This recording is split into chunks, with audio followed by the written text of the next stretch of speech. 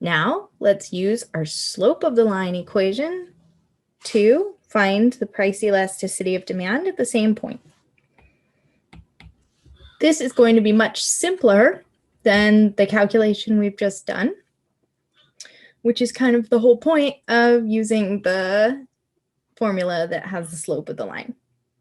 So you can see in this equation, we need price over quantity times 1 over the slope.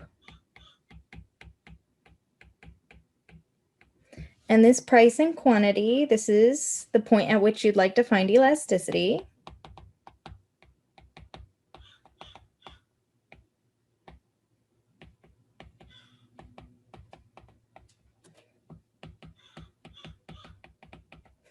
So that's our equilibrium point in this example. So I've got 80 over 20 times 1 over, now we need the slope of the demand curve. So I'm going to go back to the demand equation here.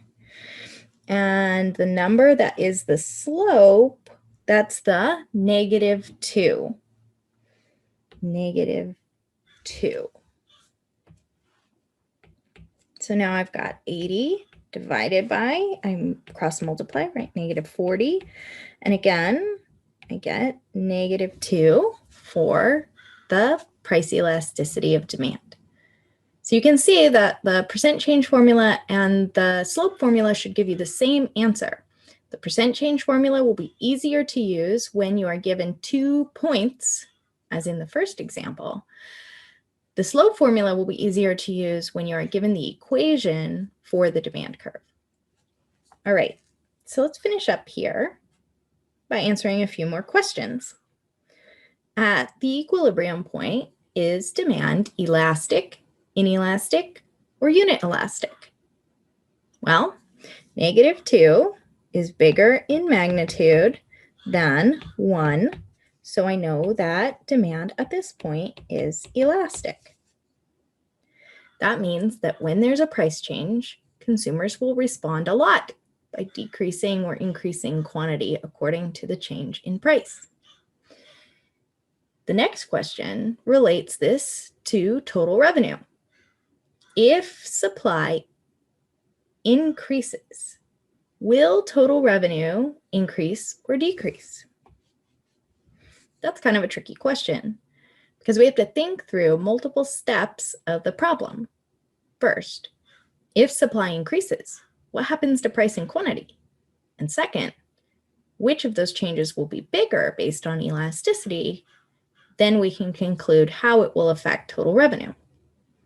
So the first step is to figure out what will happen to price and quantity if supply increases.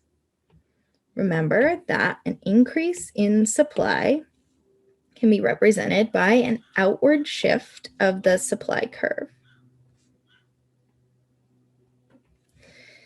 So I don't know exactly where supply is moving, but I know that this increase in supply will result in a decrease in price and increase in quantity. So the increase in supply will result in a decrease in price and an increase in quantity. Now we'd like to figure out which of those is bigger, because the decrease in price, of course, will decrease revenue by decreasing revenue per sale, but the increase in quantity means I sell more, which could potentially increase my revenue.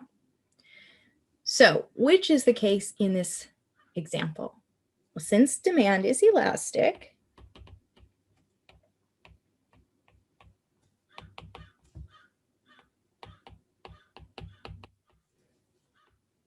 we know that the change in quantity will be big relative to the change in price. And since the quantity is increasing here, then I know that overall,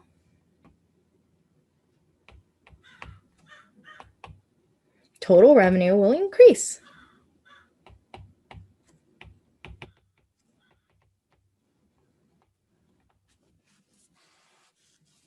All right, last question. At what price would total revenue be highest?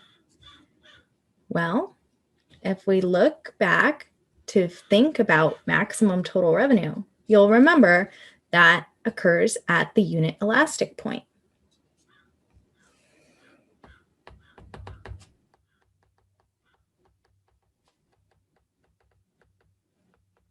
Which, when we have linear demand, is the midpoint of the demand curve. How do we find the midpoint of the demand curve? Well, we just need to find the point that's halfway down this line. And we can see that by dividing the two intercepts by 2. So the midpoint of the demand curve would be somewhere here at a price of 60, that's 120 divided by 2, and a quantity of 30, which is 60 divided by 2. All right. So the answer to this question is that total revenue would be maximized or highest at a price of 60.